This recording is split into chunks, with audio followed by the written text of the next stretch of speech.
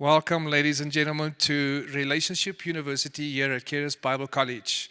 For those of you who are joining us online, welcome. We're glad you guys could join us. My name is Mark Buitendag, and I will be your host for today, and it's going to be an awesome day today. I'm excited about our speaker today, and I heard what his topic was going to be, or what his topic is going to be, and I was like, oh, this is going to be really good. So get ready, sit down, and be ready to receive from God, because I think it's going to be a good message. For you guys that haven't been here before and you don't know what the layout is of Relationship University is everything is teachings put together and training put together for you and me on what relationships look like God's way. Whether it be about singleness, whether it be about marriage, whether it be about sexuality or parenting, it's all of that in one curriculum here at Keras Bible College. So if you guys are interested in ordering that, you could actually go to awmi.net, or you can go to give our helpline a call, and it is 719-635-1111.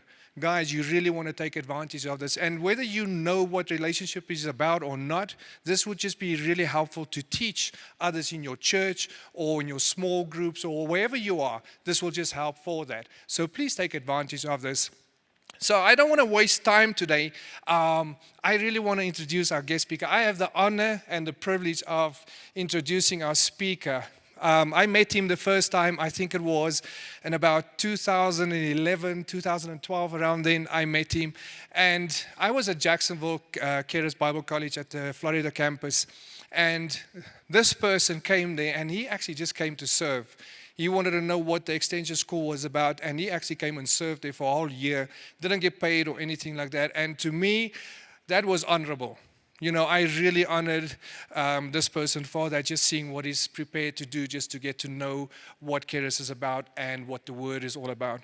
He was also a missionary. I'm not going to give names or anything like that. He was a missionary.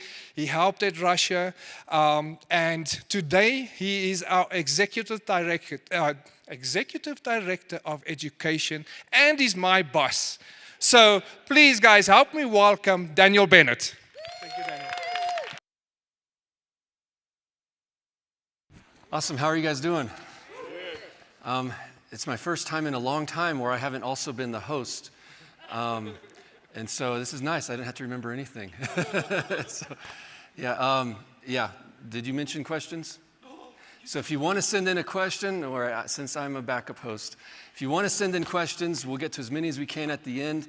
The number should be on the screen, 719-212-2555. You can also email them in they are anonymous also. So you can send in questions. We won't have time for any, but I just thought I'd mention I have a lot.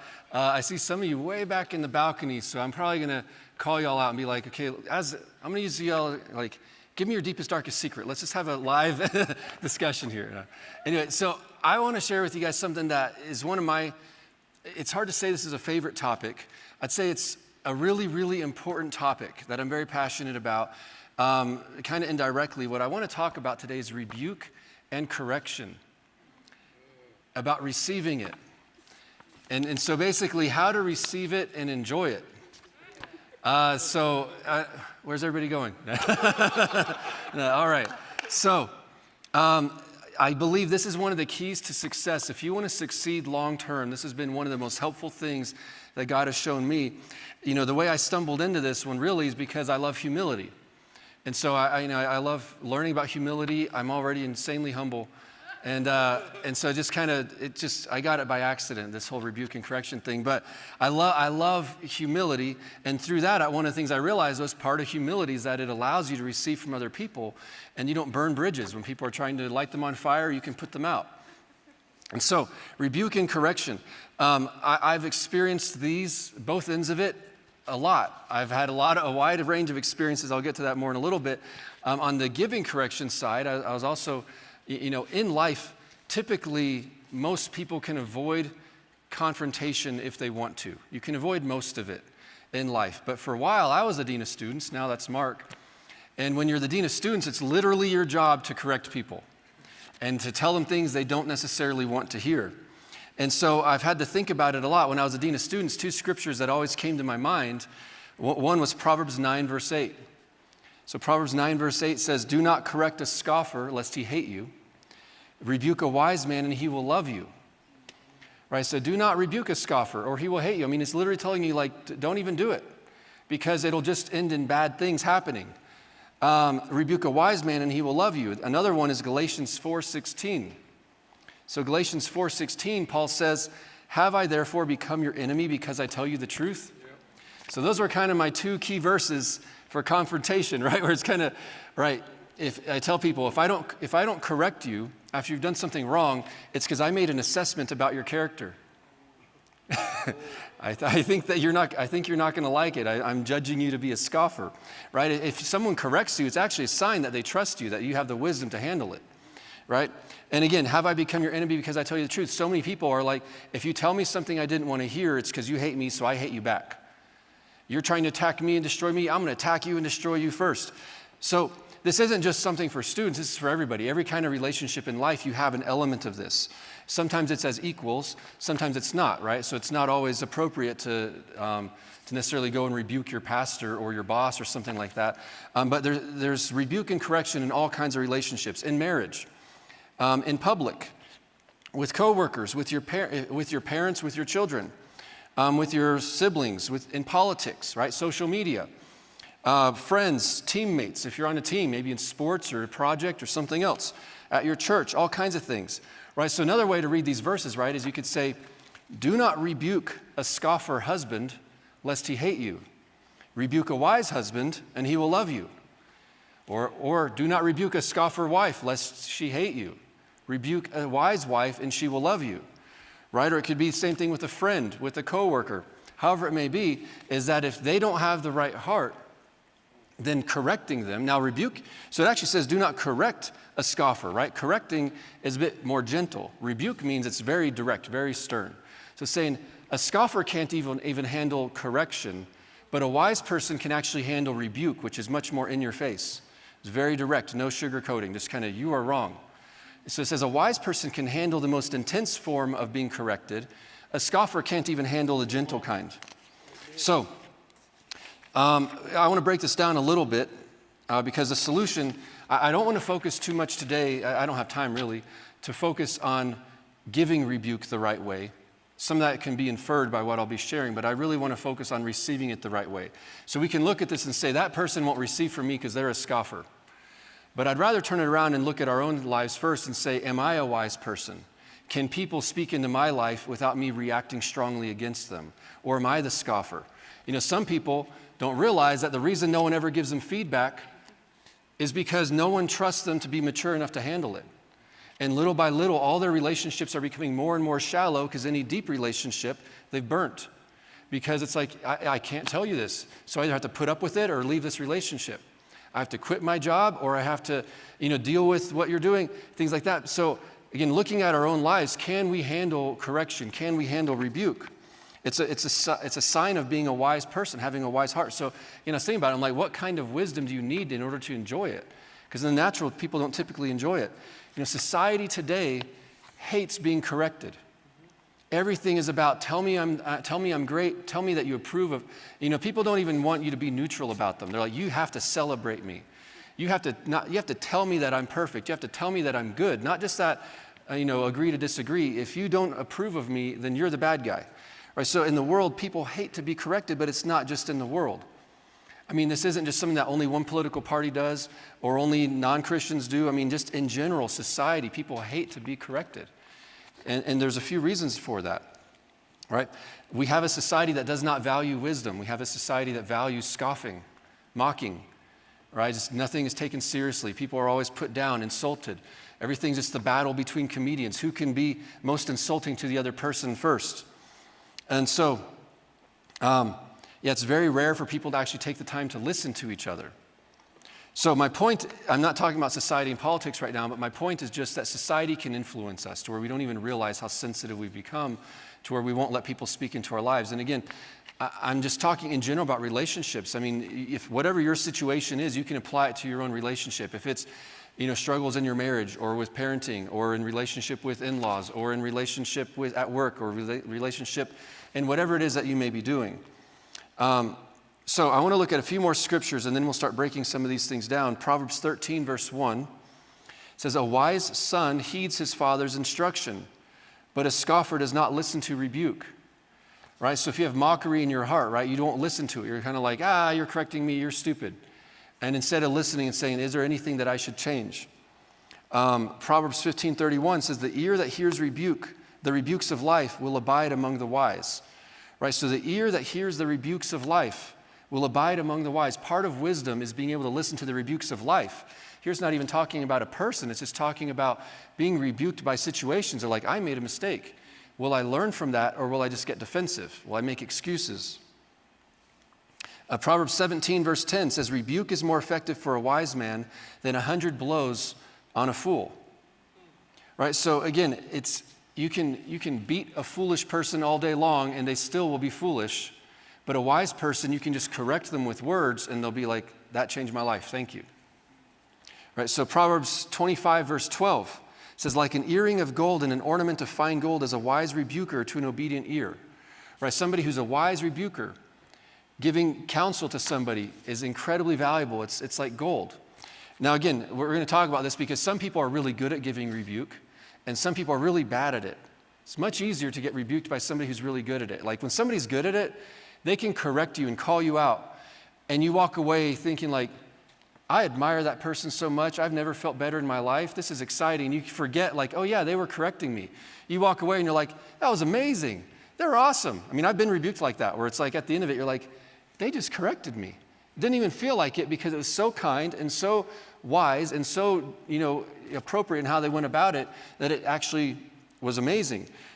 We're not also lucky to get that 100% of the time, right? Most of the time when you get rebuked, it's not by somebody who's really, really good at it in the perfect context and the perfect setting. So we can't just be prepared for like, if you gave me good rebuke, I'd respond the right way, right? It didn't say if you're rebuked well that you'll love them. It says if you're rebuked, you'll love them. So again, that's very strong words for you to actually love somebody for rebuking you. So what kind of wisdom do you need in order to love getting rebuked? Right? I did a live Bible study a while back called You Are Wrong, and this is complementary to that one. I mean, one of the best revelations you can ever have is that you're wrong. Because now that you realize you're wrong about something, you can learn the truth. If you're wrong about something and you never find out, you plateaued in your life. Like, I never want to stop growing. I never want my marriage to stop getting better. I never want to stagnate as a parent. I never want to, you always want to be growing. So to me, being wrong is actually really powerful because it's like, now that I know, I don't have to stay wrong. I can learn. I can do something about it. So like I said, I've been rebuked all kinds of ways. In the military, right, in boot camp, you've got people who are literally screaming and spitting in your face, like their nose touching your nose. It's like, by multiple people too, like 3 people in your face with their hat bumping into you, and you're not allowed to react. So you've got that extreme, and then you've got another negative extreme, which is like hyper passive aggressive. I've had people who are just kind of, oh no, you do whatever you want. You just ruined my life, but do whatever you want. I mean, yeah, absolutely. No, you're free to do that. Free to do that. Just do whatever you want. And I'm just going to go tell everybody you ruined their day. You ruined Christmas. No, I mean, I served somebody like that many years ago, like 20 years ago. I was serving somebody who they did not know how to just tell you what they wanted. They just tried to guilt trip you into figuring out what they wanted. So I much prefer the military side of them screaming in my face exactly what they want. Oh, so that's what you wanted me to do. Fold my socks faster. Oh, okay. I thought you went. I wasn't aware. You've got, I've worked in customer service. I've worked behind the scenes. I mean, there's all kinds of stuff where it's like you got angry customers and things like that. You've got, regular work. You've got ministry work. So you've got the good, the bad, and the ugly, right? You've got really good rebuke. You've got really bad rebuke. And you've got really, really just unhealthy kind of rebuke and correction. So I'm speaking from experience on how to receive this. And you can actually have your heart to where you enjoy all of it. You appreciate all of it. Even if it's not healthy, it doesn't mean you have to enjoy the fact that it's unhealthy, but it still can be valuable. So, I've had it where they're screaming, spitting, swearing in my face, where they have bad intentions, right? Sometimes people correct you and they actually are trying to harm you or insult you or shame you or things like that. Sometimes they have good intentions. Sometimes I've been rebuked where they're wrong. Sometimes I've been rebuked where I was wrong. Again, you have the whole range of it. So, Yeah, like I said, it's much easier if they're good at it, but they don't have to be good at it for you to get something out of it. If you're humble and you're wise, you can appreciate correction no matter how it comes your way. So first of all, I want to look at a few of the reasons. Again, this is a huge topic that you could talk about for 10 hours, but I'm just going to cover as much as I can today. Why do people hate correction in the first place? And I'm going to talk about people as if it's somebody else, but I'm talking to me and I'm talking to you, right? But it's easier just to say people because it'll be easier to swallow than if I say, what's your problem, because I'm speaking to myself also. Actually, when I was putting all this together, I was like, God, is this topic on my heart because I should be preparing myself for something? Like, have I dropped the ball and I'm about to find out? And so I'm like, why am I learning about rebuke right now? So a few different reasons why people don't like rebuke. One is that they simply have mockery in their heart. They don't value people. They don't value wisdom. Right? It's easier to destroy things than it is to build things. So if you just mock things all the time, it can make you feel powerful. If I can mock anything, I can tear anything down, I can find what's stupid about anything. I have that gift. I can do that. Like, I had to overcome that. Like, again, if you have insight, if you can see things, it's so easy to use that for evil and just say, I can see what's wrong with anybody. I can see what's wrong with anything. And if there's mockery in your heart, all you use is just, I'm a hammer. I go around and I destroy things. People who are having fun, I just show up and, oh, you thought you were having fun? Not anymore, because I'm here. You know how much fun it is to hang out with people like that? You watch a movie and you're enjoying it and someone's kind of like, well, that's stupid. Well, that's not realistic. Well, you're kind of like, I was having fun. Right? So again, I had to overcome that many years ago because I was like, I don't want to be this person because you're cynical and you're jaded and all you do is go around sucking the life out of anything. It's so easy, but people are drawn to it because it makes them feel powerful. I'm smarter than everybody because they all thought this was cool and I proved to them it wasn't. They all thought that this was fun and I proved that it was stupid. And it makes you feel powerful. And so sometimes it's just people have mockery in their heart. Another reason why people hate correction. So again, if you correct somebody who has mockery in their heart, all they can do is say, like, I can see what's wrong with you more than you can see what's wrong with me. And you just twist it or just mock or whatever it may be.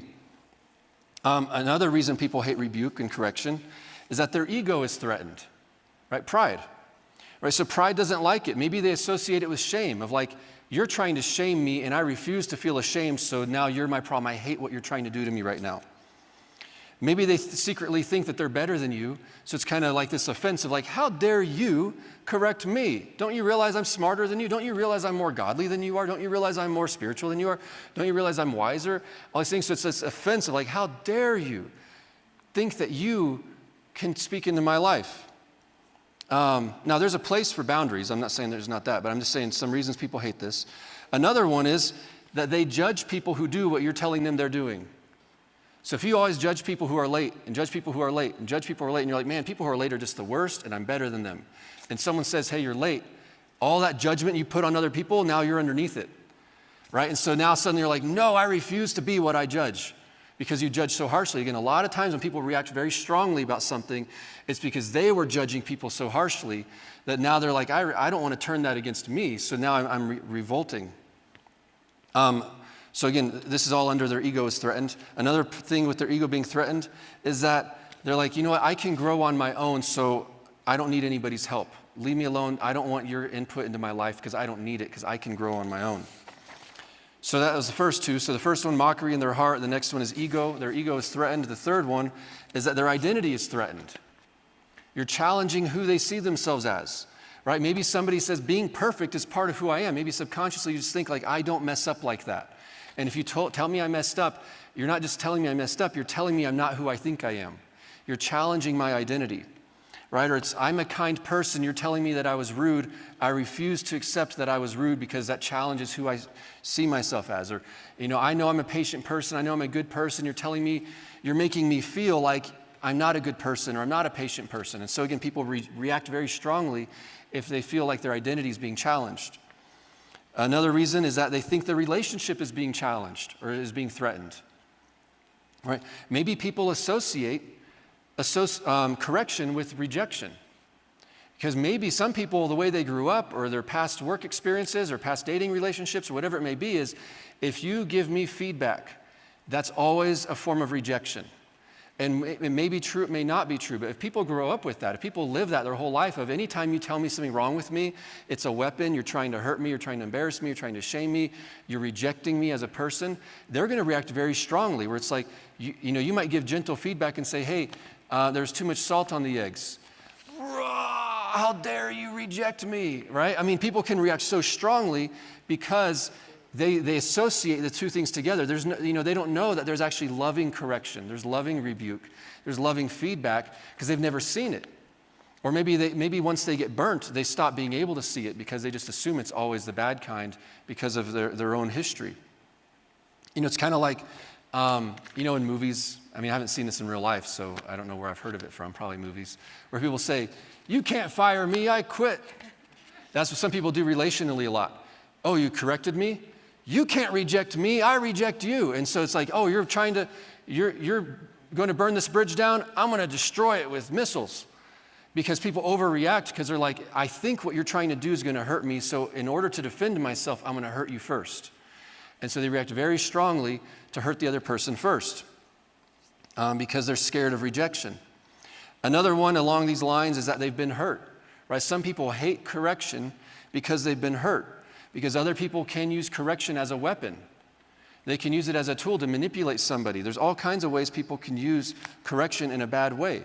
It's like the saying, hurt people, right? If you've been hurt, then now you use that rejection, you use that hurt to hurt other people because you're like, dog eat dog world out there, I'm going to always win. And so people can use it in a very negative way.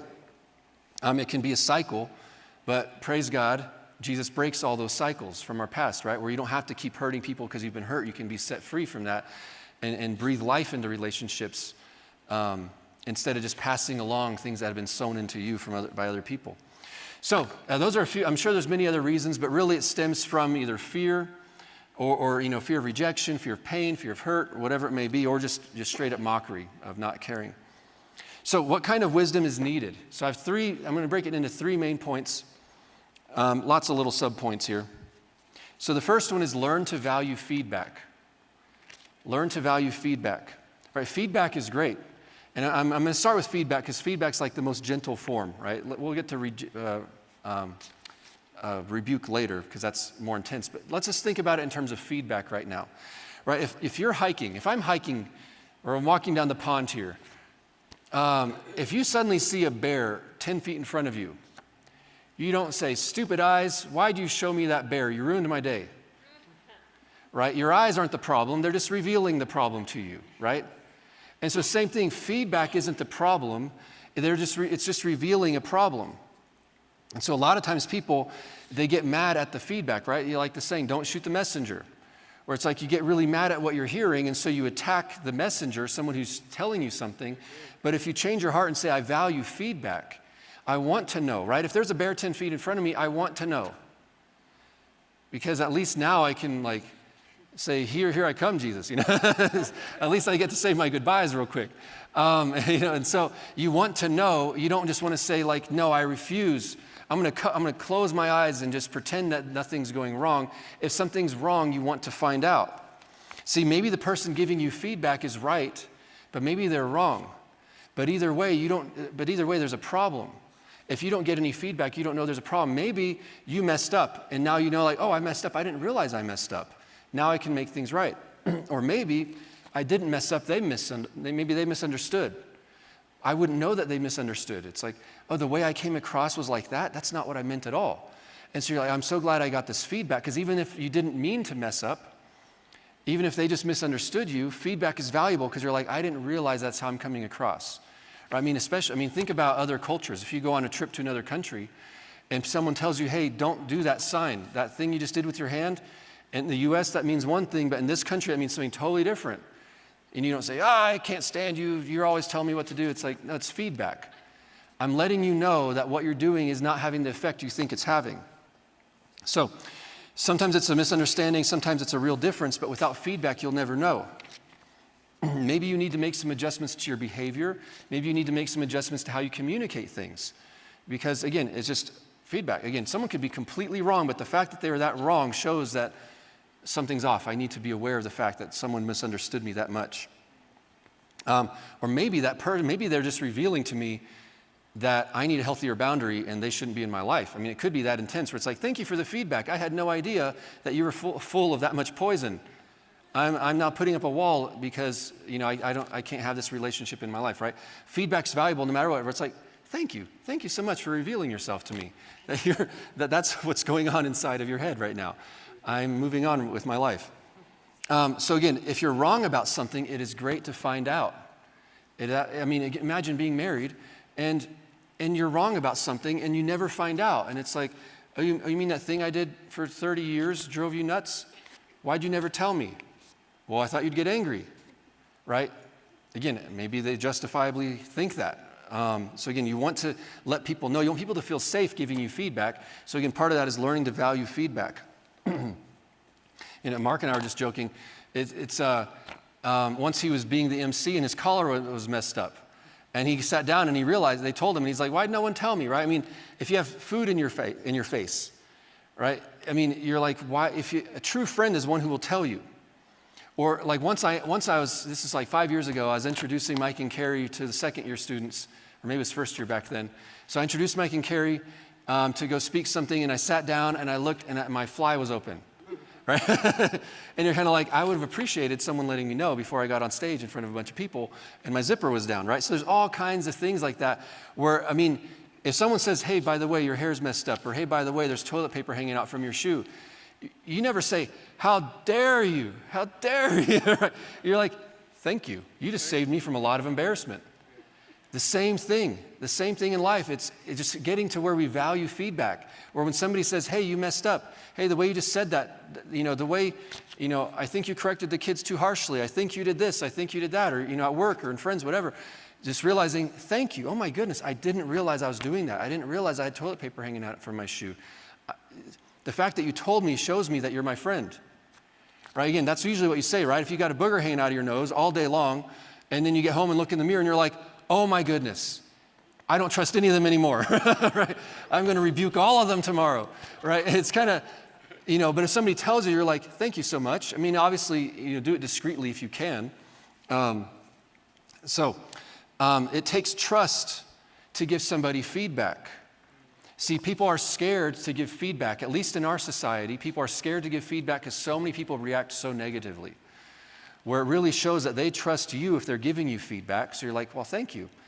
The fact that you give me this feedback shows that you trust I'll respond like a mature adult, right? Too many people flip out when they're given any kind of correction. So again, there's all kinds of feedback. It can be in your marriage, it can be at work, it can be with extended family, it can be with friends, all kinds of things, in ministry. Now, the way God corrects you is through His Word, right? God gives you feedback through His Word, and people can reject it or receive it, right? And so for 2 Timothy 3:16, you all know this, it says, all Scripture is given by inspiration of God and is profitable for doctrine, for reproof, for correction, for instruction in righteousness, right? God's Word will reprove you. You're wrong. I've had God tell me this once. Well, I won't go into the whole story because it's a rabbit trail. But once I messed up and I was like, why are my thoughts like this and not like that? And God said, you're wrong. It's plain and simple. You're wrong. And I was like, oh, I was expecting something a bit more deep than that. And God said, no, you're just wrong. Okay. And so you just move on. Now, it can come through people, right? So don't just say, well, God speaks to me through His Word, so no one can ever speak to me. Because it also says in Proverbs 11:14, where there is no counsel, the people fall. But in the multitude of counselors, there's safety. Right? God can speak to you through other people. And so you want to have a heart that's open to this. So like when somebody gives you feedback, whether they're rebuking you, gently correcting you, however it is, realizing this might be God speaking through them. Maybe they have bad motives, but maybe the Holy Spirit will tell me something that actually is very good. And so again, if you have a heart that's eager for feedback, it will help you appreciate rebuke more. So number 2, the second way you can grow to appreciate rebuke and correction more is to understand that correction can strengthen relationships. So I already touched on this a bit, but correction, stop seeing it as a bad thing. It can and should strengthen relationships. It can actually be a form of intimacy. If you really think about it, I want to break that down for a little bit. But first I'll give this example. It's no secret that I love my kids, right? If anybody isn't aware of that, you've never heard me speak before. I love my kids. I absolutely love raising them. And what always gets to me, now if you said this, I'm not casting stones at anybody, but whenever people say being an uncle is so much better because you get to give them back when they have a dirty diaper, or being a grandparent is so much better because you get to play with them and then you get to give them back. And my wife and I always look at each other like, no. Like, I mean, I'm not a grandparent, so I can't compare, but when people use that reasoning for it, of it's so much better to get to love on them and then give them back. And I'm like, absolutely not. Like, I am eternally grateful that I get to make sacrifices for my kids. Amen. Thousands of people can love them. Thousands of people can enjoy them. But only I and my wife get to sacrifice for them at that level. I love that I get to pay a price to love them. I love that I get to correct them when they don't want to be corrected. I love that I get to feed them when they don't want to eat. I love that I get to change their dirty diapers. I love all that stuff because it's a form of intimacy. I get to pay a price for them no one else gets to pay. No one else gets to know what it's like to pay the price to raise these children. And that actually makes it sweeter and richer. See, some people, see it as kind of like, oh man, I just want the fun parts, not the bad parts. It's like none of them are bad parts. It's all great. I love correcting my kids. I looked forward to that. I know it sounds weird, but when I was a single, I was like, I can't wait to be a parent someday and correct my kids because I see that as a sign of love, right? You discipline your children if you love them. I can't wait to be someone who gets to speak into their life and to be calm and patient but still be firm and correct them and adjust them and kind of listen to them and have empathy and all these. I was like, I love it. I looked forward to it and it exceeded my expectations. It's amazing. I love it. And so the same is true with any kind of relationship. Some people say, I just want it to be the good stuff. Correction actually is a form of intimacy. If somebody can speak to you and say, hey, this didn't bless me, or hey, I think what you did right there was kind of messed up. Have you ever been at a restaurant with somebody who's like really rude to the server and you're like mortified? And it's like, oh my, and they're like, get over here. Hey, you messed up my order. Blah, blah. It's kind of like, oh my goodness. I'm gonna have to tip them like 300% to make up for this. It's horrible, when somebody acts like that and you're like, I wish I could speak into your life, but I don't trust that you'll handle it maturely, so I'm not going to. Because or if you do, you're kind of like, hey, I don't think you're aware of this, but that's incredibly rude what you just did. And they're like, really? I had no idea, right? So again, you have to judge, are they wise enough to handle this or not? But again, any relationship, some of the deepest methods of intimacy actually require that level of trust and willing to make a sacrifice of like, I'm willing for you to get mad at me for you to hear this because we're that close. And you can tell me things that I might not like to hear, but we're so close that I'm going to open my heart to hear that. And I'm not going to just lash out at you. I'm going to take it to heart and I'm going to process and see, is there any truth to this? Can I grow from this? So again, it's an honor to have access to somebody's life to where you can speak into their life correction and they can speak into your life correction. So again, when you realize like correction is not a bad thing, it's not supposed to be a weapon to hurt people.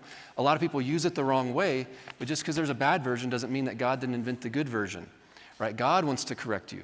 Any good, close relationship, and again, I'm not just talking about marriage and family and things like that, at your job, things like that. One time, I was talking to the department that I oversee years ago, and I made a joke, as I do. And someone told me later on, and it was just kind of an on-the-fly thing, and it came out kind of wrong, but I just moved on. Someone later on told me, by the way, I know you, and I know you didn't mean it this way, but you hurt a lot of people's feelings.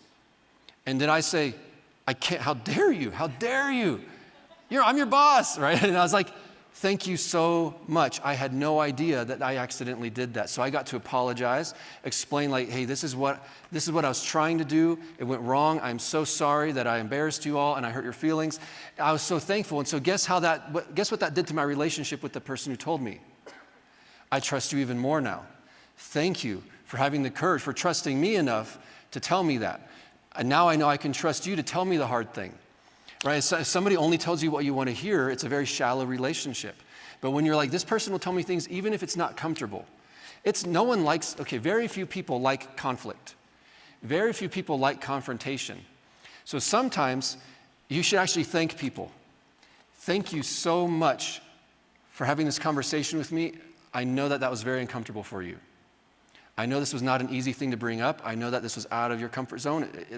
I know that you know that this might hurt our relationship. I want to thank you for speaking that to me because it shows that you value our relationship that much. Again, you value correction. You see it as a form of intimacy. And again, in some it's actual intimacy, and others it's just kind of like trust in a team, trust in a sport, right? If you're playing a team sport and one person like just refuses to have anybody tell them that they messed up or, hey, you could do this a little bit better, it kind of severs the team. But when it's like, hey, no, we're all in this thing together. If you mess up, I'll correct you. If I mess up, you correct me. It creates a camaraderie, right? When I was in boot camp for the Marine Corps, it's like if somebody's walking by with a tray of food and they drop it, they instilled in us, they didn't drop it, we dropped it. If one person messes up, we all messed up. So every single person would jump up and help them clean up and move along. And we saw it as like, if you mess up, I take ownership of that. It's my role to help you out. I mean, one of the best things in marriage is that you see each other's blind spots. But the problem is that so many marriages, they're both scoffers, they're both fools. And they refuse to speak into each other's lives because they refuse to hear anything. If you correct me, I'll blow up at you. If I correct you, you blow up at me. So now we're just going to live life next to each other and be annoyed at each other the rest of our lives when there's such a better form of intimacy. When you say, I welcome it, I invite it. Now again, of course, we want to get better at how we deliver it. But again, we miss out. You miss out in a team sport. You miss out at work. You miss out with your children. You miss out in your marriage if you don't let people speak into your life. And again, sometimes you can't tell them, hey, Daniel said you should let me rebuke you. Focus on you first. Just lead by example and show them what it looks like to receive it in a healthy way and pray for them. So I'll get to that more later. All right, so like I said, the same. It's true in any kind of relationship. Correction is a fruit of trust. If somebody corrects you, it means that they trust you. Now, like for me, I always give people benefit of the doubt, so I assume that somebody's mature. But when I try it and it doesn't go well, it's like, now I know. I'm not going to rebuke a scoffer because you're just going to hate me. So I'm just going to deal with you, and if it comes time for boundaries, then I'll deal with that. But that's not what you want. What you want is, I want to be able to share my perspective and you receive it well, and then you share your perspective without it just being an attack. Again, some people are kind of like, you correct me, you're 10 times worse than I am, let me destroy you. And it's like, well, that wasn't the goal, was it? I wasn't trying to destroy you, why are you trying to destroy me, right? So sometimes you need boundaries. So let me move on to the next point. I think we're doing all right on time. Yeah, correction can be motivated by love. This isn't the next point yet. That was the last little bit. Correction can be motivated by love. Somebody correcting you might be doing it because they love you so much that they are looking out for you.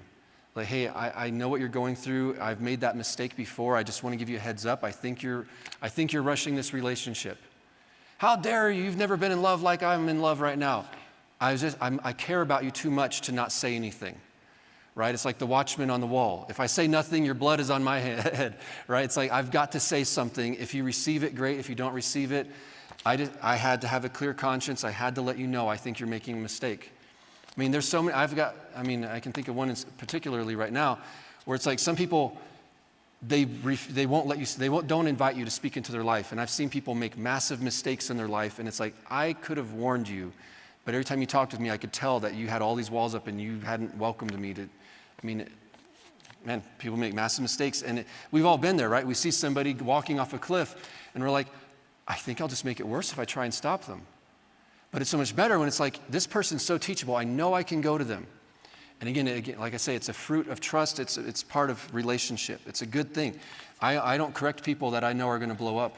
I correct people who I think will digest it and take it to heart, in the heart that it's intended in, of like, hey, this is because I care about the relationship. So number 3, if the person rebuking you is bad at it, or if they have bad motives, focus on being love. Right? Now again, most of the time when you get corrected, the person who's doing it is not perfect. They might be 80% perfect, 20% wrong. They might, sometimes they actually are trying to harm you. Sometimes they have good intentions, but it comes across the wrong way. They don't intend to. They maybe embarrass you. They say it at the wrong time, the wrong place, in front of people. All kinds of stuff like that, right? Where people say it the wrong way. Or maybe it's kind of like, hey, I just really want to share this with you. I noticed this. Oh, and yes, I did tell 12 other people. All right, and you're like, okay, everything you said's spot on. Why did you tell 12 other people? My goodness, why'd you build a little rebellion, a committee to agree on how terrible I am? Because now you've embarrassed me. But it doesn't mean that what you're saying isn't true. All right, so if someone isn't good at giving correction, how can you still enjoy that? Right? I mean, maybe on the on the one side, I mean, we're not going to get into like physical abuse or anything, but if they're verbally abusive, if they're screaming and cussing at you and just blowing up, and it's like, what on earth is going on? Or maybe they're saying hurtful things on purpose, where it's like, I'm going to push your buttons. I'm going to say exactly what I know hurts you, that thing that I know you haven't healed from yet. I'm going to really just pile on to that area where you're ashamed, things like that. So if somebody's doing things with bad motives, or if they just are messing up, what you need to remember is what's coming out of them is not a reflection of you, it's a reflection of them. Realize what's pouring out of them reflects their heart, not your heart. And so having that safety barrier of saying, like, you don't get to decide who I am. Jesus decides who I am. So no matter how much poison comes out of you, that does not have to poison me. Having that awareness, right? So really what you can do is actually focus on compassion of like, my goodness, if that's going on inside of you, if there's that much rage inside of you, if there's that much hurt inside of you, if there's that much projecting things and insulting and trying to hurt me and all these different things, my goodness, you can shift from, instead of saying like, you're attacking me, I don't deserve that, I'm going to attack you back, you can say, wow, actually, I've just got compassion right now. I'm going to react to who I am, not to who you are. And really, it's not even to who they are, it's who they think they are. They might be wrong. I mean, somebody, a new creation, born-again believer in Christ, right? They can still react in the flesh, and you're like, my goodness, you're so deceived that this is not who you are. What's going on? So you can kind of separate yourself from the situation. Instead of saying, everything you said is true, and I have to prove to you it's not true, you say, that's not me. I'm shifting my focus now to what's going on inside of you. What are you having a bad day? Did you just get bad news? Are you really sleepy? Are you angry? Are you hungry? Are you cranky? Did you just have a tragedy go on? Like, what's going on? Like, you can shift to compassion for them, and you still might pay attention and say, okay, some of what you said in the yelling and cussing, actually, I think I did do wrong, and I'm really sorry about that. But I'm going to shift my focus to how can I love this person right now? All right, because there's a lot of reasons why somebody can have really intense emotions in a situation like that. You don't want to react to their emotions. You want to react to the Spirit of God inside of you. Right? So again, just see it as nonverbal communication. What you're saying is this. The way you're saying it shows me this. Right?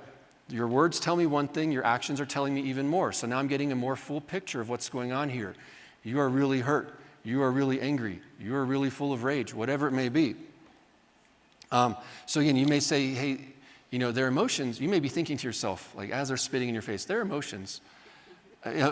Boot camp was actually easy because I knew like this, they're screaming in my face because they care about me. They're trying to shape me up so I don't get killed. And so that was easy, so they're actually really kind. They're all softies. They just pretend they're not. Maybe some of them are jerks. I don't know. All of mine were really good. So you may say, their emotions are way too strong for what they're talking about. Maybe there's something else going on, right? Maybe they're tired and their filter's not what it normally would be. Maybe they're just maybe they're just having a bad moment in the flesh right now. Maybe they don't feel well, got bad news. Maybe that someone's done this to them 1,000 times. Maybe you've only done it one time, but they've had people do this to them 1,000 times, and so you're getting the full brunt of that and not just what you did, right? So again, that's a way people can react is, you're late one time and they explode. You just don't respect me as a person, and it's like, I was late one time, and they're like, well, people have been late to me my whole life, and it just drives me nuts. And so sometimes it's a sign of, you never forgave them before, so it just piles up and piles up and piles up, right? I've talked about, I'm not sure if it was a relationship you, but part of forgiveness is forgiving the little things. So many times we let things pile up, and you don't realize till you blow up, oh, apparently I never forgave for that and for that and for that and for that. Because that's one thing I noticed. I used to say, don't worry about it. And I wasn't actually forgiving them. And God's like, no, forgive the little things, because the little ones, it's like, you know how to forgive the big things, but you forget to forgive the little ones, and so they keep piling up and piling up. If you have a short temper or short fuse, it's probably because you haven't forgiven a lot of little things. That you say, it shouldn't even bother me. There's nothing to forgive. Yes, there is.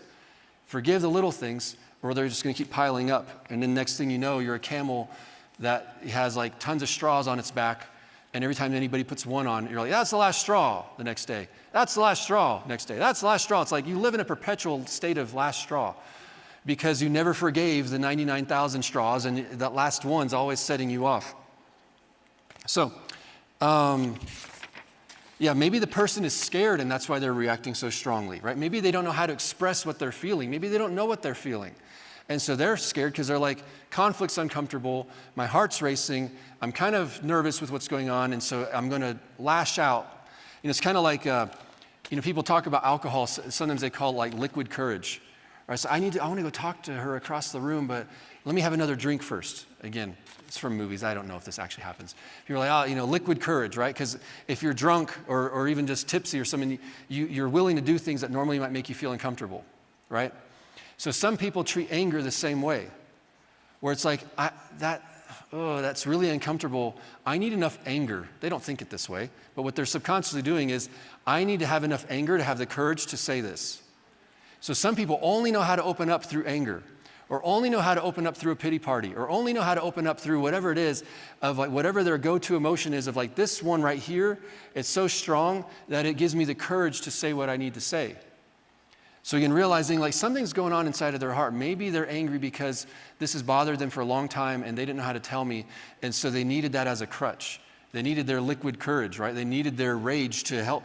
Like, again, when things bottle up and explode, right? It's because I didn't know how to express it in a healthy way, so I had to wait for it to become unhealthy just so that I could have the courage to actually say something and make it way worse.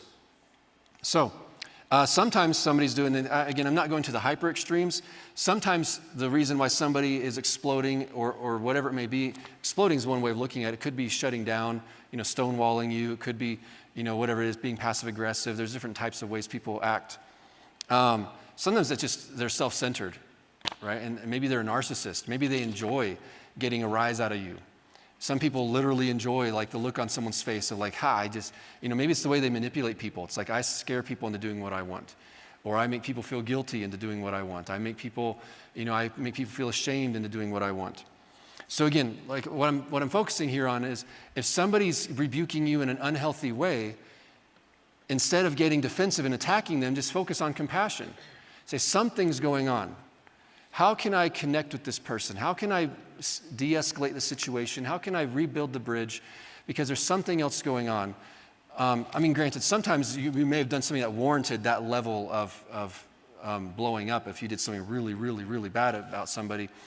But right now I'm referring more to if something's way out of proportion. You're like, okay, I dropped the napkin on the floor. I got to throw it away now. Why are you screaming? I'm talking about when something's way out of proportion. But again, sometimes it may be that it genuinely is something that you broke trust or something like that. So again, it can be very easy to be patient and forgive if you know them really well and you know their heart. Okay, whoa, you're having a bad moment. This isn't who you are. Let's talk later.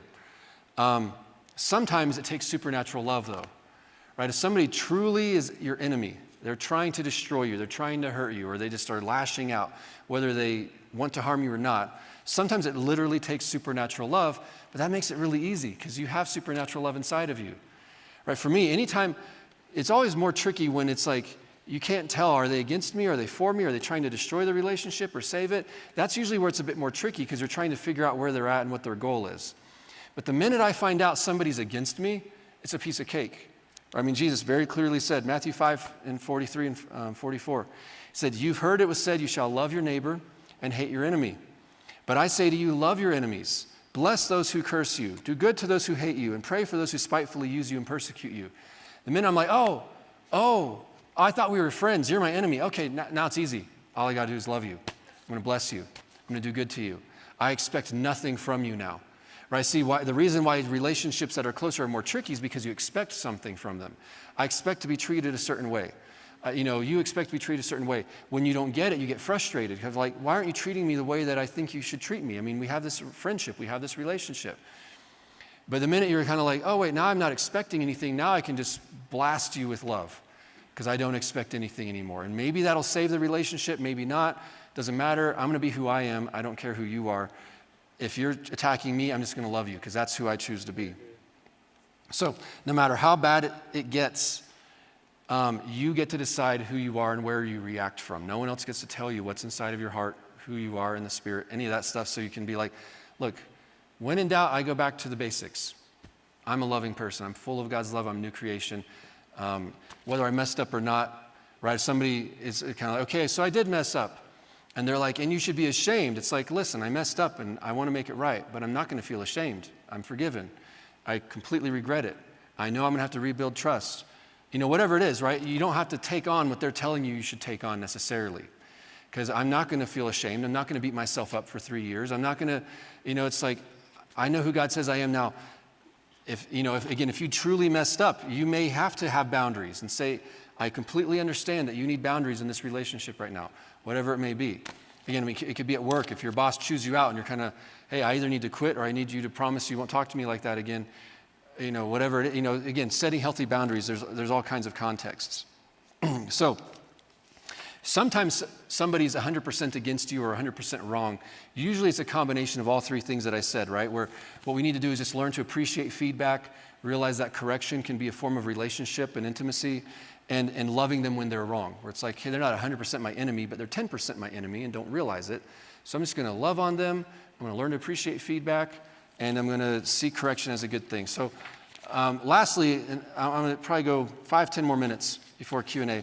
I want to do a few miscellaneous tips that didn't fit in anywhere else so far. So some of these will be quick, some will be longer. If somebody says to you, shoot straight, I can handle it. That does not always mean they can handle it. Sometimes people say, no, just tell me the truth. Tell me what you really feel. Tell me what you're really thinking. That does not always mean that it's true. It might be a scoffer who thinks that they're wise, and so you still have to use your discernment. Just because they say they're ready for it does not mean that they're necessarily ready for it. So use your own discernment in that kind of situation. Another point I want to make, if you rebuke a scoffer, they'll hate you, but if they have a very poor self-image, they might hate themselves. So sometimes you have to use your discernment in what they can handle. Some people can handle a direct correction of like, that was wrong, don't do that again. Some people can't handle that. They'll beat themselves up and tear themselves apart. So you have to use discretion and use discernment on what do they need. Maybe some people just need a gentle nudge and they still will fall apart. Right? Where somebody's so set, like, oh my goodness, I let you down, and they beat themselves up, right? So when you give correction, be gentle with that. Now when you're receiving it, especially if it's a long-term relationship, whatever kind of relationship, sometimes you want to tell somebody, hey, just so you know, all I need is a gentle nudge. Just let me know. I don't like, I'll respond to that. Or you know what, hey, listen, we joke around so much I can't tell when something really bothered you. If something really bothers you, I need you to let me know. Right? I need you to be very direct with me. Sometimes you know yourself really well and you can tell the other person, here's the kind of feedback that I need. Hey, when you tell me like this, that doesn't get through to me, but when you tell me like this, it does. Right? If you tell me something I messed up on at nighttime, I don't respond well, but in the morning I do. Right? If you know something about yourself, sometimes you want to coach the other person and say, here's how I respond best. If you want to get me at my best, if you want to give me the best odds of responding well, here's a few tips, right? So you can pay attention to yourself. Things like that. Stop rebuking scoffers. I already touched on this a bit. If somebody has proven to themselves that correction from you only makes them hate you more, stop doing it. Now, it's tricky if you're married to that person, right? And so, or you work for that person, whatever it may be. And so, again, sometimes you just have to stop. It doesn't mean that that's what's ideal. It just means pray for them, right? Ask God for wisdom on how do I help this person. Again, it could be a sibling. It could be somebody that, you're stuck with. But if they don't receive feedback well, sometimes you just have to stop and pray for them. Pray for God to use other people to reach them, things like that. I mean, it's amazing. When you stand on a stage in front of a group of people, you can say things that they may have said to each other and wouldn't listen to. But when it comes from the stage, it's less intense. It's more, it's less direct because there's a group of people, so it's kind of dispersed, right? And so it's easier to receive things in some ways than in other ways. It's easier to, hey, instead of saying, hey, let me tell you 5 tips for parenting, it's like, let's watch this parenting video together. I mean, things like that can help. So use wisdom. God can give you creative ideas. Another one is if somebody corrects you, what to do. So first of all, listen. Right? Listen, you want them to feel safe and comfortable giving you feedback. You want to encourage this. This is good behavior. Right? Even if they're doing it the wrong way, you're like, I appreciate feedback so much. I want you to know that I welcome this. I'm not going to attack you. So first of all, you want to show them that you're listening. Even if you think that they're wrong, keep listening. Right? Maybe they're right about something, but they just don't know how to say it. Maybe the way they say it's like what you said is wrong, but I think what you're saying is this. Is that right? Or what you're getting at is this. Not everybody's a good communicator. So pay attention, because sometimes people have to dance around what they're trying to say because they haven't figured out exactly what it is that bothers them. Even if they aren't being loving or kind in how they say it, they might still have a point. So again, listen. just because they're yelling, just because they're hinting at it, just because they're passive aggressive, whatever their style is, just because it's not the perfect style doesn't mean that they might not be right about something. So again, try to draw it out of them. Make sure that you heard them, right? So first listen and make sure that you heard them. Sometimes you just want to repeat back. Is this what you're saying? No. Okay. Is this what you're saying? Yes. Right. Whatever it may be. So you want to sometimes circle back and say, I think this is what you're saying. Is that right? And you say, no, you always do that. You're twisting my words. No, I'm just trying to clarify. Can you tell me again? Again, every relationship is very different. Don't respond right away. Don't respond right away. You might need to do a quick, if something caught you off guard especially, do a quick heart check. And it can be literal and emotional by that. Is your heart racing? Right? It's kind of like, this is very uncomfortable. I just got chewed out at work.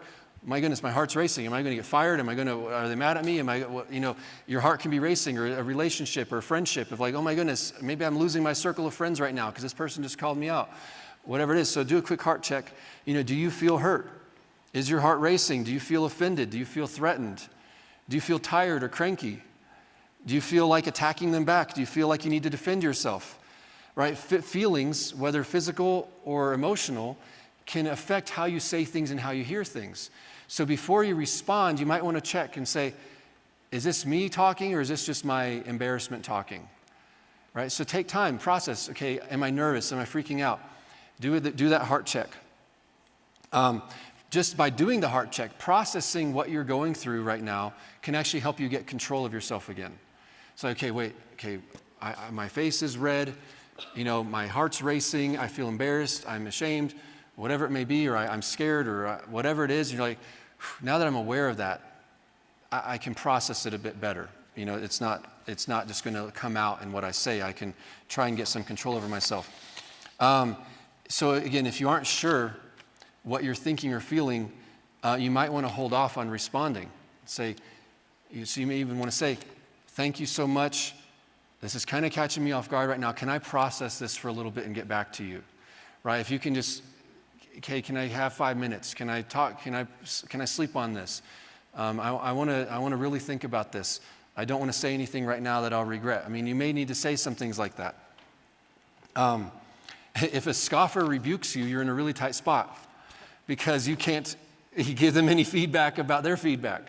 And so sometimes that's very tricky. If somebody corrects you and you want to say, that is true. But, at the same time, let's talk about this. And now it's kind of like, no, if you don't take 100% of the blame, they're going to get mad at you. So again, you got to have wisdom on what can be talked about right here, right now.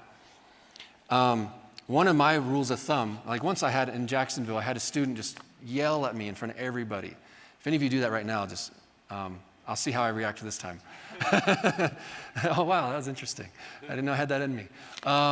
So just yelled at me in front of everybody, and it was totally inappropriate.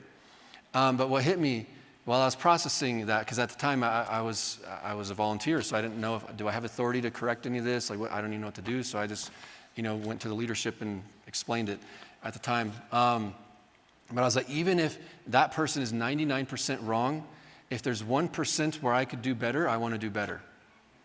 Right? Again, we're talking about having a wise heart where it's, can I grow from this? Maybe they're wrong about how they did it, about what they said, about how they said it, about all the reasoning, but it's like, 1% of that was right. I want to grow from that. Maybe I could have prevented this. Maybe I could have set this up differently. So again, listen, make sure they feel heard, clarify, check your own heart before you respond. If you're wrong, apologize. I know that's novel, but just apologize. It's not that hard to apologize. How do you apologize, right? Don't make excuses. Don't just say, I'm so sorry that you're so stupid that you think I did that. I'm sorry that you think that, right? So many people pretend they're apologizing and it's actually just a veiled insult or a veiled attack. I'm so sorry you're an idiot. That's not an apology. So again, don't make excuses. I got this really ingrained in me in the military. It was like, you are literally not allowed to make excuses. So if somebody chewed you out for something the guy next to you did, you didn't even do it, doesn't matter. I won't let it happen again, right? And then later on you could talk to him and say, I took your punishment, right? And so don't make excuses, be specific. Don't just say, I'm sorry for everything. Like that's so vague, it's not genuine, right? I mean, again, if you're listening well, it's kind of like, I'm sorry that I did this and it made you feel that way, right? Or however it may be. So be specific. Depending on the situation, maybe there's more to the story, right? So maybe you're like, okay, I hear what you're saying, but you aren't looking at all these other things. You did that wrong, and this person did that wrong, and it's not just what you're saying. But maybe it's not the right time to say all that, right? So sometimes you don't want to say, I apologize for this and this and this, and you apologize for that and that and that, right? So you don't necessarily want to sometimes you just want to apologize and let that one sit, and maybe come back to it later on and say, I absolutely messed up in that part, but I'd like to talk about the whole situation because it wasn't there's more going on than just that, right? So sometimes you want to wait on that. Don't mix that into the apology because now it doesn't sound like an apology anymore. Can you make it right? Sometimes you can, sometimes you can't. But someone says, how can I make this right? Or would doing this help make it right? Depending on what the kind of situation is. And maybe even saying something like, I hope you can forgive me. Right? You can't control if somebody else forgives you, but you're like, I'm very sorry about that. I understand that I did that. That's not what I meant, but I realize that's what I did. I really hope that you can forgive me. I hope that this doesn't hurt our relationship. Things like that. Again, it all depends on the situation. And then I'll end with this. Sometimes you want to, like I mentioned earlier, you want to thank them for valuing the relationship enough to have this conversation with you. Right? So you're like, thank you so much for bringing this to my attention. I wasn't aware. I'm going to think about this some more. I really value this relationship also, and I'm just grateful that I know that you didn't want to do this. And sometimes, on that same note, you want to apologize for putting them in that kind of situation, right? It's like, again, like I said, most people don't enjoy conflict. Most people don't enjoy confrontation, so you can apologize and say, I'm so sorry. I want to apologize for putting you in this situation where you had to talk to me about this. Again, and that's even separate from the conversation. Just the fact saying, I'm sorry that I put you in this situation. I'm sorry. And this one probably is more of a work-related thing, right? But it can be in any kind of relationship. I'm sorry that I dropped the ball and that I put you in a situation you had to talk to me. You've talked with me about this before. I'm so sorry I did it again. I'm working on it. Here's my game plan for how I won't let it happen again. Things like that. So again, like I said, it's a huge topic. The bottom line, though, is feedback is valuable, and it should be a good thing. And even if they mean it in a bad way, we can, if we choose to, we can say, I'm going to use that in a good way. You yelled at me, but all I heard was, I can do this better. I can do that better. I can adjust this, or I need a better boundary, or whatever it may be. So it's like, I appreciate the feedback so much. And again, it takes practice. Now, the last thing I'll end with is, if you're not used to responding well to rebuke, and you're like, you know what, from now on, I want to be really good at it. You might still mess up. It's okay. It takes time to change habits. If your whole life you've always gotten defensive when someone corrects you, if your whole life you've always gotten, angry when somebody corrects you, if your whole life you've always lashed out, or you've always, tried to one-up them, or whatever it is, it's a habit that you have to break. And so sometimes you might fall back into that. And so if you mess up, you can say, God, I'm so sorry. Help me outgrow this thing. And you tell the person, I did it again. I'm so sorry. I'm trusting that I'm growing from this. And so, again, if you fall down, just get right back up. Beating yourself up doesn't help. Beating yourself up is not how you receive grace. Humility is how you receive grace. And so, if you mess up and you do it again and you're like, I knew better. You might leave here and argue with somebody on the way home. My goodness, he just talked about, I knew better, right? You just get right back up. And you just get right back up and get right back. It's like riding a bicycle, right? You fall, and then it's like, wow, I haven't fallen in so long. And then maybe you still fall. You get right back up. So again, don't beat yourself up. Just keep growing in this. And as we model this, it can inspire the people around us to lower their guard and say, you know what, I want to be like that too. And it's like, I want to receive feedback the way that you receive feedback. And so I hope this has been a blessing. If you have questions, don't forget, please send them in. We've got half an hour now to do some Q&A time. So it can be on this topic or whatever you like. But yeah, Mark, come on up. Thank you, Daniel. Man, that was good, wasn't it? Did you guys enjoy that? Yeah. That was really good. If you didn't, I'll rebuke you. And how well did you learn? So again, guys, if you want to just send in text questions, it is 719-212-2555. And if you want to send an email, it's livequestions@awmcarers.com. So please send in those questions Daniel, I know I've got a whole bunch of questions already that has come in here, and it's really good ones. So I want to start going through those straight away. So how do you involve friends in conversations where they don't have anything in common with the discussion, or they talk too much, but you see they want to be involved in their faces? Sorry, so this isn't about correction. No, this is not about correction. How do you somebody? include somebody in a conversation? Say, for argument's sake, you and I are having a conversation. One of your friends walks past. They want to be involved in their conversation, but they don't really have anything to add to their conversation, and they talk too much. Yeah, that's a good question. And I mean, this is something that actually we practice at work. Across the board, it's, to me, part of being a good conversationalist is trying to bring people into the conversation, even if they've never heard about what you're talking about before. So sometimes you just want to give, in layman's terms, like, how do you, I don't mean this in a negative way, how do you dumb it down? Like, if somebody doesn't know what's going on, how can you just give them enough context so they understand what's going on and they can jump in and get engaged? And so, say for example, like, there's a group of 4 people talking about a movie and a 5th person walks up who hasn't seen the movie. Silly example, but this kind of thing can happen, right? So the 4 talking about the movie are really enjoying talking about it, and the 5th person's like, I feel like if it's wheel, maybe I'll just slowly walk away. But you can just say, oh yeah, the movie's about this and that and that. And just kind of, you can give them a quick synopsis of the movie so they can jump in. Or, hey, we're talking about this thing we did yesterday, somebody did this and whatever. So sometimes you just want to loop people in and just say, here's the basic context you can keep up, and at least now you can kind of get what we're talking about. Sometimes though, if it's too specific, you just want to be like, we'll put that one on hold and let's just talk about something everybody can enjoy. So to me, sometimes you just have to adjust and adapt. I mean, it's, say during break time here, I mean, it's very fluid, right? It might be 2 people talking and then 2 people show up and then 1 person leaves and then 2 more people show up. And so just being able to quickly navigate. And to me, it's, if you're talking to 1 person, you see somebody else kind of walking up, unless it's very private where it's like, I'm sorry, this is kind of personal. Unless it's something like that, then it's nice just to kind of change your stance to make it a circle instead of a line where they feel awkward. So just welcoming people into the conversation is really good. Yeah, so it always just depends, but I'd say either loop them in with context or switch topics to something that everybody enjoys, or find the person who hasn't spoken a lot, ask them a good question, not just a yes or no question. Hey, did you have a good weekend? Yes. All right, back to our thing, But, some people are really good at jumping into a conversation, and some people need to be included a bit more. So maybe kind of, hey, what's something cool you did this weekend? And that way it's not just yes, it's kind of, well, I went skydiving, or someone went skydiving. And so, asking questions that can actually start a conversation. I recommend How to Win Friends and Influence People.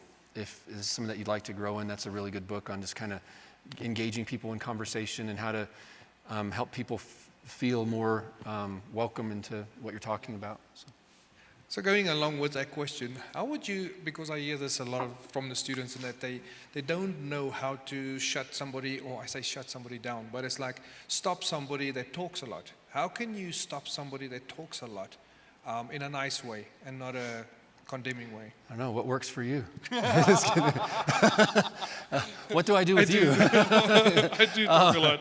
No, it's so situational, because sometimes it's totally fine. It's just kind of like they're excited about something and just let them talk. If somebody just always dominates the conversation, though, when it's consistent over time, then you may want to pull them aside and be like, hey, by the way, right, gentle correction if you think they can handle it. You could correct them on it and say, hey, you're making people feel like they can't say anything, or you're trying to jump in on everything.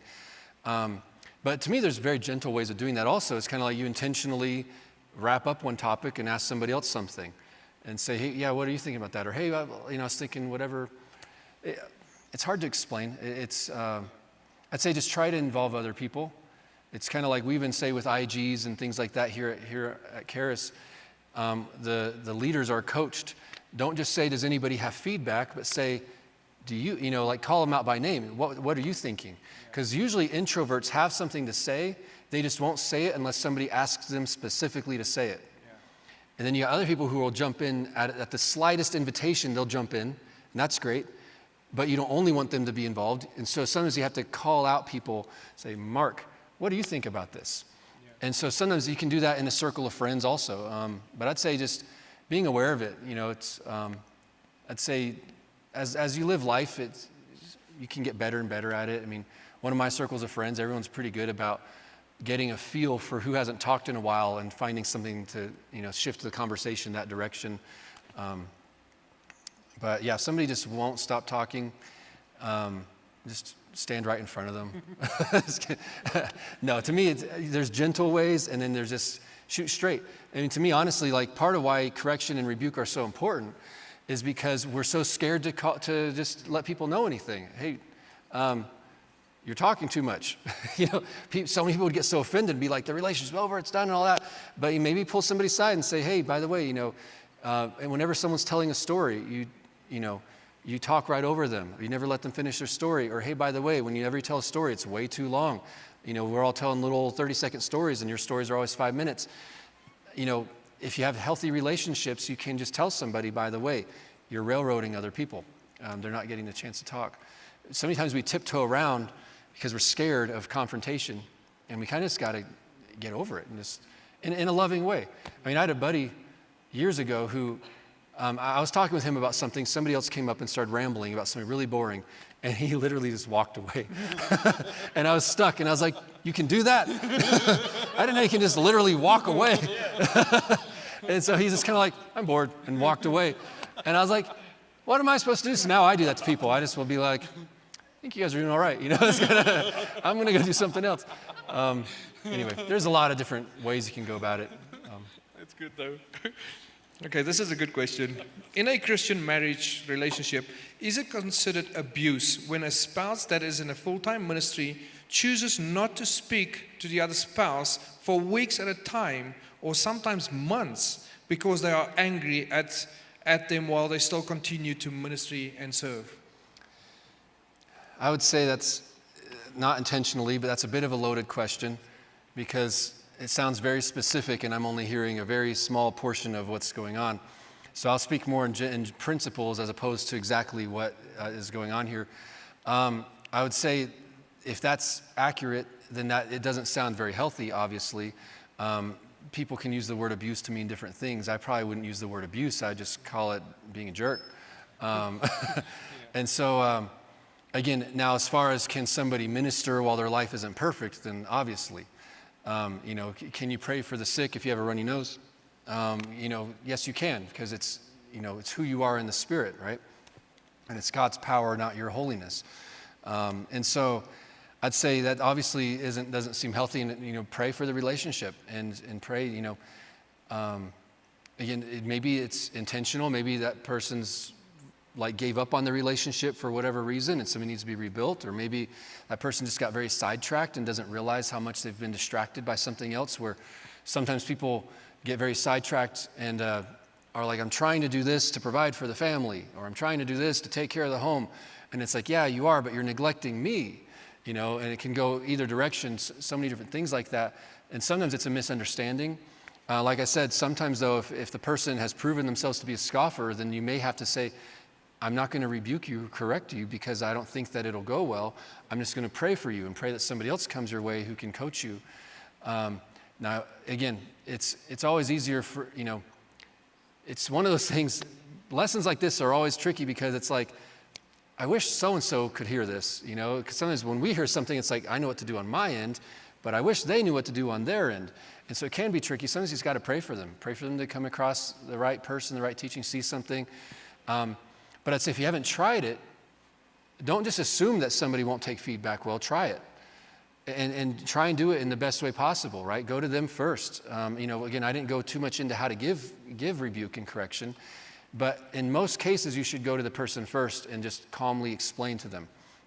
One I forgot to mention is if you don't trust yourself to react well, or if you don't trust them to react well, I know this sounds childish, but sometimes could you write it down for me?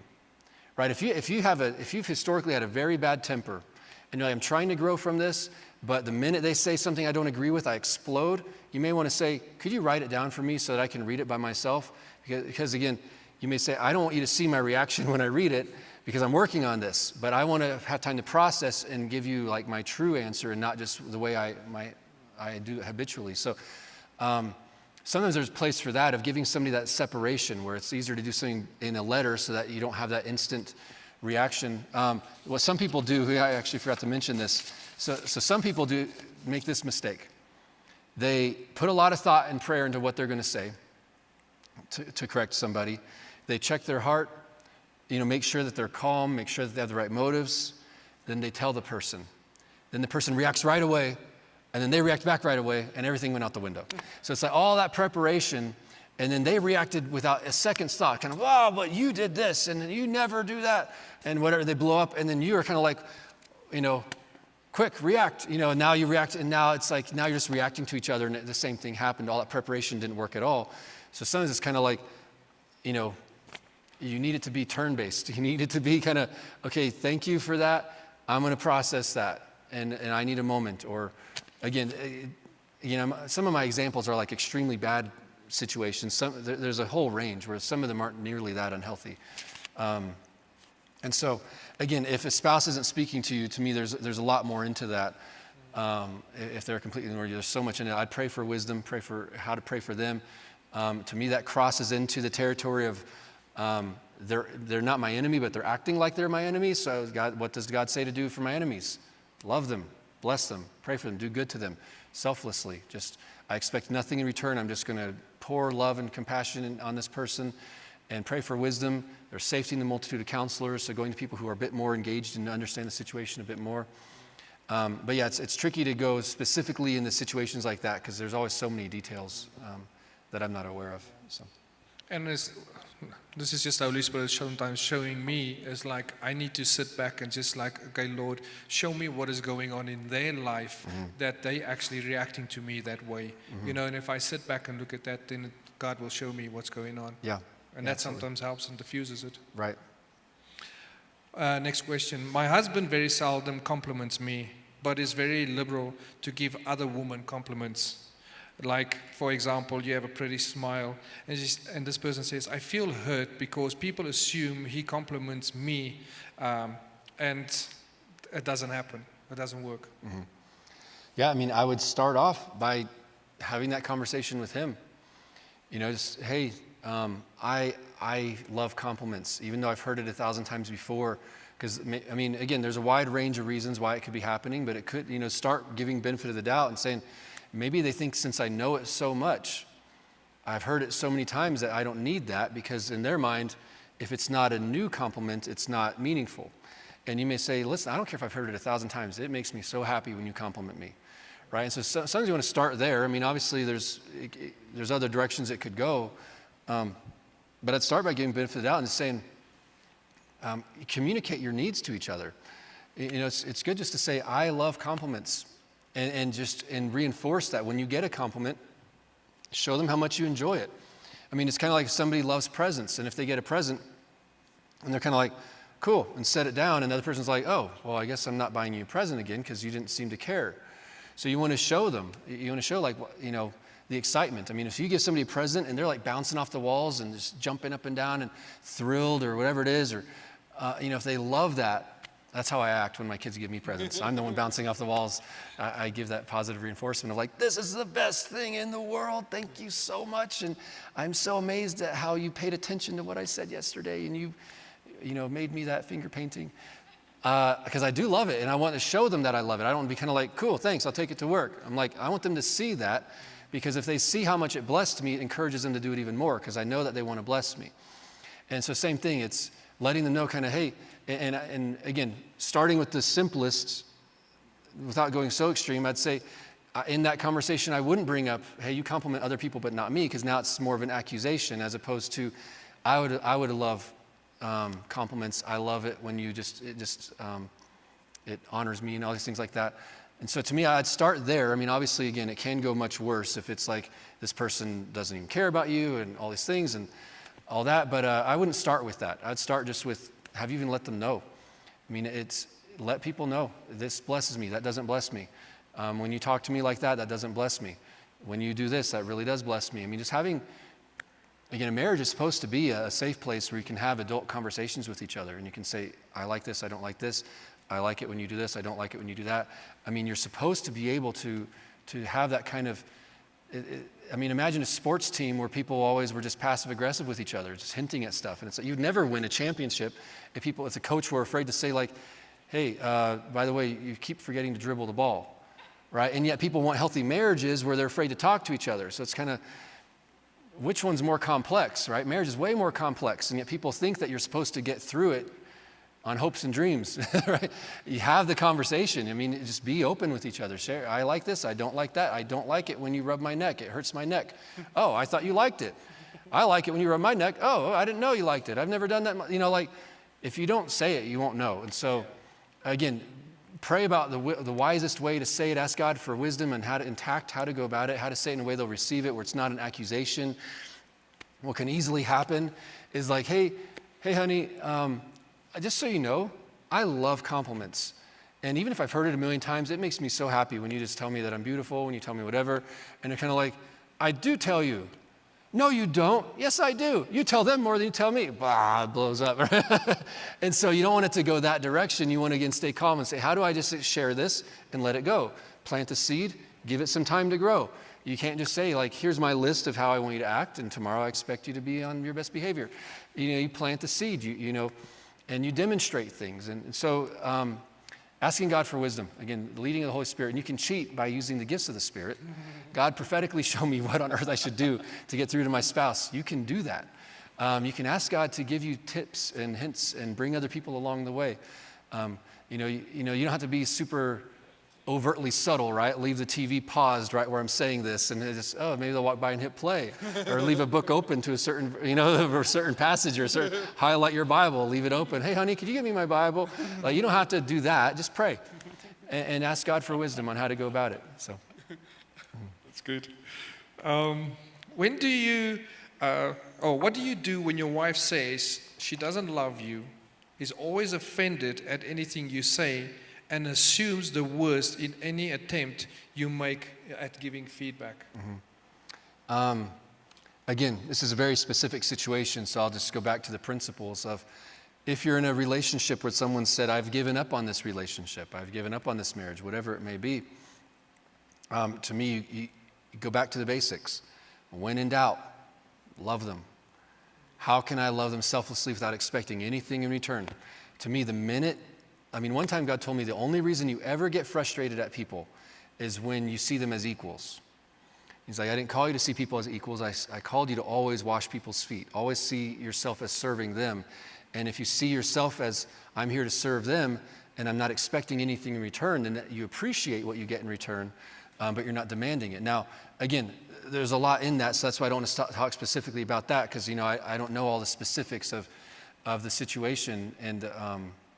And so, again, when in doubt, just focus on loving somebody selflessly, again, within the context of boundaries, within the context of not giving up on them. You pray for other people. Sometimes the person who, and this is really sad that this happens so much in marriages, is that the person who can give you the best feedback is the person you're not willing to hear from. So many spouses are like, I'll let anybody speak into my life except you. When God designed it to be just the opposite. That's the person who can speak into your life the most.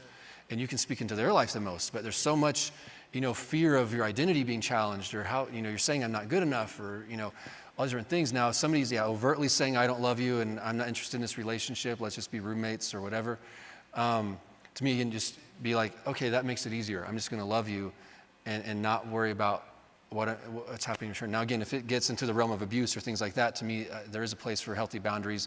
You don't want to enable people to keep sinning against you. But that's why I'm not speaking to that specifically, because I don't know what that situation is. But again, just loving on them, just being selfless, doing things for them. I heard one, this isn't about marriage, but one testimony I heard, I think maybe it was Watchman Nee, I forget. This was a Chinese author was writing about this. And he said that one farmer, they had their farms on a slope, and he'd water his farm every single day, every single morning. But his neighbor would just go there and just dig a little trench and steal all the water to water his crops. So he had to go do his own afterwards. So this farmer kept doing his own. It got stolen, then he had to go do it again. And he got born again, and he's like, you know what? Jesus said, love your enemies. And so he's like, I'm just going to go water my neighbors first, and then I'll go water my own. And the guy was so shocked by that he ended up saying, like, what on earth are you doing? Why are you doing that? And he ended up getting born again because he was so shocked. It's like, why would you help me when I'm robbing you? And he's like, because I love you. Jesus said, turn the other cheek, love your enemies. And so ask God for wisdom. Again, there's so many situations, but it's like my default mode is I'm going to love my enemies. And so push comes to shove, that's what I'm going back to. That's when the relationship hits bottom of the barrel, what am I going to do? I'm going to love my enemies. And then from there, I can regroup. And maybe I'll realize it wasn't that bad. Maybe they're only 20% my enemy. Or maybe I'll realize, yeah, it's pretty much that bad. Either way, that's where God and I can start rebuilding a game plan from. And seeking other people, again, marriage counseling, watch Relationship University. I mean, there's so many things. It depends where they're at. If somebody's open to discussion, if somebody's not open to discussion, if somebody needs a third party involved, if somebody's willing to read books with you. It just depends where somebody's at. 'Cause some people may be open to that. Some people may not be. Is there anything on your end that you could be doing differently? Is there anything that, from their perspective, are you the enemy? Most people are not the bad guy in their own life story. They either see themselves as a hero or as the victim, but people rarely see themselves as the bad guy. So if you say, okay, in their story, are they the victim of something? In their story, are they the hero of something? Even if they're wrong, how are they seeing this? How can I build a bridge if I don't even know where they are? And so just trying to put yourself in their shoes. Maybe you think that you're the victim and they're the bad guy, but maybe they think you're the bad guy and they're the victim. And that's why it's better to start with ourselves and say, is there any way I can grow before I start casting stones at somebody else? First, I want to make sure that I can handle rebuke well, I can handle correction well, and not worry about they're not handling it well, and they should be able to take my rebuke. The better you get at receiving it, then the better you get at sharing with other people, because now you know, hey, this would be kind of hurtful if I say it this way. Maybe I'll say it that way instead. So again, in a situation like that, I would say, are you open to counsel? Are you open to going to marriage counseling or something like that? Yeah. So again, I'm speaking in principles, not specifically to the situation. No, it's good. How do you handle if a parent corrects way too much and you feel there is not a lot of room for grace and doesn't make it easy to create a good relationship? Mm-hmm. Yeah, again, I'd say have that conversation. Talk with them. And now it can be very difficult. Like I said, we live in a culture, a society of scoffers where it's very rare for people to just take feedback really well. But we can just say, God, give me wisdom on how to address this, and maybe waiting for the right opportunity. Because what you don't want is to nonstop undermine each other in front of the kids. You want to just be able to have that conversation, be like, what is our parenting strategy? I want us to be on the same page. And what is our parenting strategy? How are we going about this? What do we consider off limits? What do we consider on limits? What happens in front of the kids? What doesn't happen in front of the kids? I mean, to me, you should have that kind of conversation. Again, this is why pre-marriage is so important.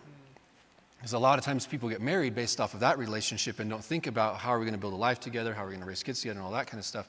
To me, it's good to have some of those conversations in advance. But if you're already in that situation, I would just say have the conversation if you can. If they absolutely refuse, if somebody just flies off the handle and it's kind of like I nitpick everything, I correct everything, or maybe even on the other side, much worse of just nonstop, punishment or things like that. To me, you want to try and have that conversation to say, I saw a study that said parents who read books on parenting are better parents regardless of what books they read. And they said just the fact that you're reading books on parenting shows that you think about it. And the fact that you think about it makes you better than all the people who don't even think about it. And some things is just kind of saying, hey, I'd like us to watch a video about parenting strategy. Even if we don't agree with it, we can talk about why we don't agree with it. Things like that. I mean, my wife and I, we talked about that kind of stuff a lot. And so we have a very unified strategy. And every now and then we revisit it of kind of like, okay, this worked with our daughter. It's not working with our son. Maybe we need to rethink our strategy. But I don't want to change my strategy and she doesn't, be on totally different pages. It's like, no, we have a conversation. She might say, hey, I noticed this isn't working anymore. And I'm like, you're right. That isn't working. What do you how do we want to go about this? Should we go through another book together and see if we get any principles that we like? Or how do we adjust this? How do we adjust that? So ideally, you can have that kind of conversation with them. And if not, then again, pray for them and just sow seeds and don't automatically assume that they're all wrong and you're all right and undermine the relationship, because that makes things even worse. If one person is like, I'm so sorry that mommy did that, she's wrong, and that, and I'm so sorry daddy did that. And if you start doing that, now you're causing an even greater division. So again, if it's really bad, I'd say, go to counseling or something. If they're open to conversation, I'd say, hey, let's have a strategy. Like my wife and I were like, I don't believe in punishing. And by punishing, what I mean is punishing of like, here's what you deserve. I believe in restoring. I rebuke in correction. So it doesn't mean that they never get disciplined, but the heart is never just as a punishment. The heart is always to get them to repent and to restore things. So it's not so much an action thing, it's more of a motivation thing. And a book I recommend on that is Contending for the Heart by Jim Ertl. He taught, when I was in school, he taught that as a second-year elective, and I loved it. So that's on Amazon, I think, Contending for the Heart. It's a really good one. So again, my wife and I were on the same page. If one person's kind of like, no, I deal out justice, you get what you deserve, and here's what you deserve, versus, no, my goal is for you to repent. I want your heart back. I don't just want to punish you and say I did a day's work. So again, having that conversation of what's the strategy, how to go about it. A lot of this comes into play, right? It's if instead of correcting them, maybe saying like, let's reason together. How do we want to parent our children? Let's reason together. How do we want to talk to each other in front of people? Things like that. Again, it really helps if both people are wise. Not many people are in that situation though.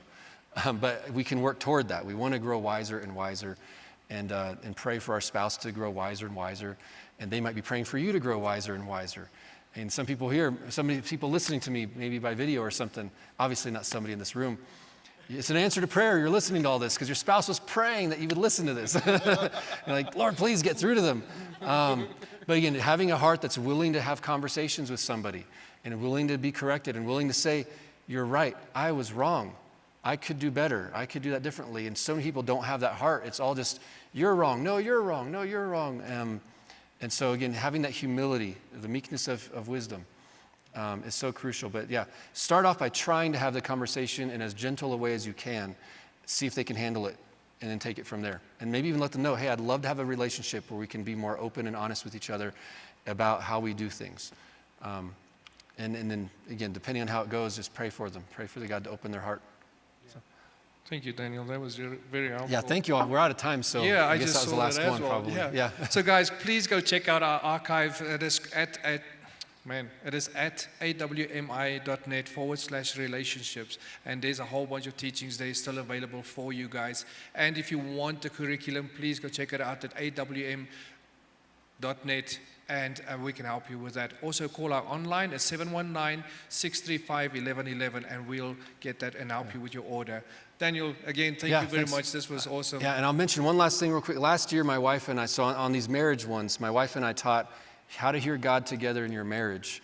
And so it was maybe it's the first one that we taught together. I don't think the title's in YouTube.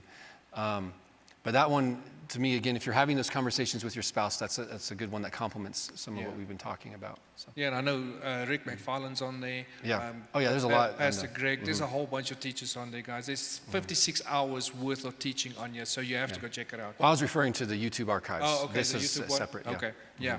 So, guys, thank you very much for joining us.